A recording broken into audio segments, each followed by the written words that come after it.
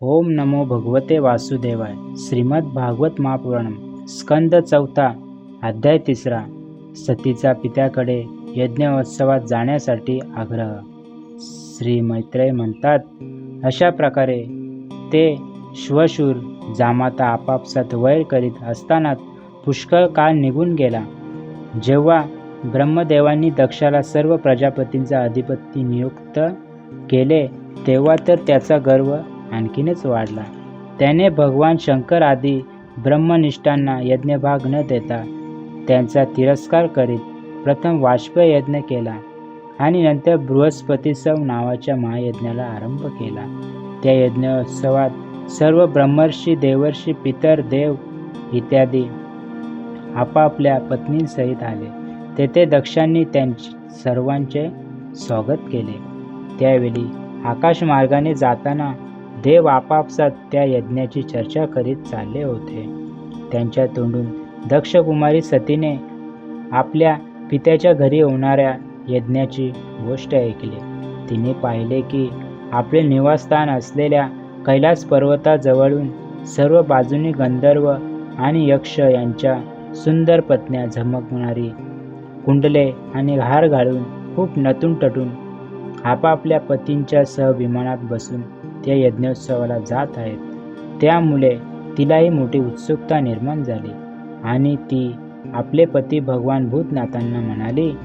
सती म्हणाली, हे वामदेव, यावेळी आपले श्वशूर दक्ष प्रजापतींकडे फार मोठा यज्ञोत्सव चालू आहे असे मी ऐकले आहे. पहा, या सर्व देवता तिकडेच जात आहेत. आपली इच्छा असेल तर आपणही जाऊ. यावेळी आपल्या आप्तांना भेटण्यासाठी माझ्या बहिणीसुद्धा आपापल्या पतींसह तिथे अवश्य येतील. मलाही असे वाटते की आपल्याबरोबर तेथे जाऊन माता पित्यांनी दिलेले दागिने, कपडे इत्यादी भेटी स्वीकाराव्यात. तेथे आपल्या पतींसह आलेल्या बहिणी, मावशा आणि प्रेमळ माता यांना पाहण्यासाठी बऱ्याच दिवसांपासून मी उत्सुक आहे. हे कल्याणमय, याखेरीज तेथे महर्षींनी आरंभलेला श्रेष्ठ यज्ञ सुद्धा पाहावयास मिळेल. हे अजन्मा प्रभो, आपल्या मायेने रचलेले हे परम आश्चर्यमय त्रिगुणात्मक जग आपल्यातच भासत आहे. पण मी सामान्य स्त्री असल्यामुळे आपल्या स्वरूपाविषयी अनभिज्ञ आहे. म्हणून आपली जन्मभूमी पाहण्यासाठी मी उत्सुक आहे. हे जन्मरहित नीलकंठ, पहा ना, यात कितीतरी दक्षांशी संबंध नसल्याला सुद्धा स्त्रिया आपापल्या पतींसह नटून तटून गटागटाने तेथे जात आहेत. तेथे जाणाऱ्या या देवांगणांच्या राजहंसाप्रमाणे शुभ्र विमानांनी आकाशमंडल कसे सुशोभित झाले आहे. सूरश्रेष्ठ, अशा स्थितीत आपल्या पित्याकडे होत असलेल्या उत्सवाची बातमी ऐकून त्यांची कन्या तेथे जाण्यासाठी का बरे उतावीळ होणार नाही. पती, गुरु, माता, पिता इत्यादी आप्तेष्टांच्या घरी न बोलावताही जाता येते. म्हणून देवा, आपण माझ्यावर प्रसन्न व्हावे. आपण माझी ही इच्छा अवश्य पूर्ण केली पाहिजे. आपण मोठे करुणामय आहात. म्हणून तर परमज्ञानी असून सुद्धा आपण मला आपल्या अर्धांगीचे स्थान दिले. आता माझ्या या विनंतीकडे लक्ष देऊन मला अनुग्रहित करावे. मैत्रेय म्हणतात, आपल्या प्रिय सतीने या प्रकारे प्रार्थना केल्यावर आत्मीयांचे प्रिय करणाऱ्या भगवान शंकरांना दक्ष प्रजापतीच्या त्या सर्व प्रजापतीच्या देखतच बोललेल्या मर्मभेदी दूरवचनरूप बाणांचे स्मरण झाले.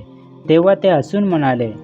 श्री भगवान म्हणाले, हे सुंदरी, तू जे म्हणालीस की आपल्या बंधुजनांकडे न बोलवताही जाता येते ते योग्यच आहे.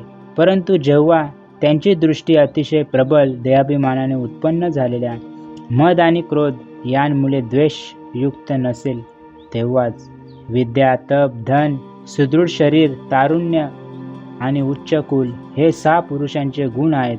परंतु नीच पुरुषांमध्ये हेच अवगुण होऊन जातात. कारण या गुणांमुळे त्यांचा अभिमान वाढतो आणि दृष्टी दोषयुक्त होते. त्यामुळे विवेकशक्ती नष्ट होते. याच कारणांमुळे ते महापुरुषांचा प्रभाव जाणू शकत नाहीत.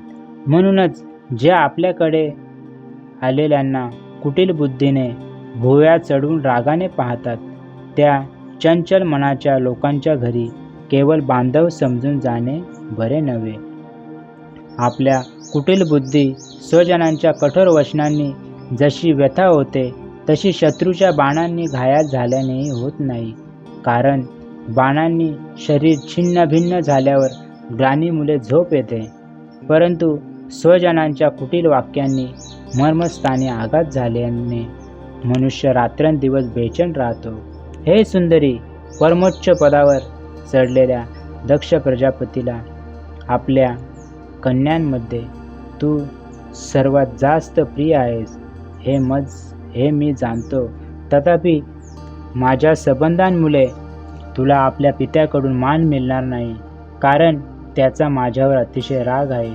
जीवाच्या चित्तवृत्तीचे साक्षी असणाऱ्या अहंकारशून्य महापुरुषांच्या पारमार्थिक समृद्धीला पाहून ज्यांच्या हृदयात संताप आणि इंद्रियांना व्यथा होते, तो पुरुष त्यांचे पद सहजतया प्राप्त करू शकत नाहीत. दैत्य श्रीहरींचा जसा द्वेष करतात, तसा ते त्यांचा मत्सर करतात. हे प्रिये, सामोरे जाणे, नम्रता दाखविणे, प्रणाम करणे इत्यादी क्रिया ज्या लोकव्यवहारामध्ये परस्पर नाहीत, त्याच तत्त्वज्ञानांच्या द्वारा फार चांगल्या रीतीने केल्या जातात. ते अंतर्यामी रूपाने सर्वांच्या अंतःकरणात असलेल्या परमपुरुष वासुदेवालाच प्रणाम इत्यादी करतात. देहाभिमानी पुरुषांना करीत नाहीत. विशुद्ध अंतःकरणाचे नावच वसुदेव आहे, कारण तेथे भगवान वासुदेवांचा प्रत्यक्ष अनुभव येतो. तेव्हा शुद्ध चित्तात असणाऱ्या इंद्रियातील भगवान वासुदेवांनाच मी नमस्कार करतो.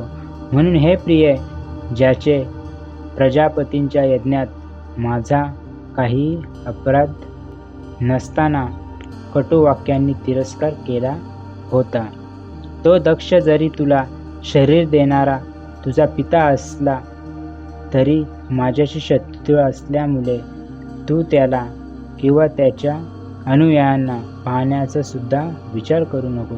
तू माझे न ऐकता तेथे जाशील तर तुझे त्यात कोणी हित होणार नाही. कारण जेव्हा एखाद्या प्रतिष्ठित व्यक्तीचा आपल्या आप्तजनांकडून अपमान होतो, तेव्हा तो तत्काल त्यांच्या मृत्यूचे कारण होतो. अध्याय 3 समाप्त. हरि ओम तत्सत.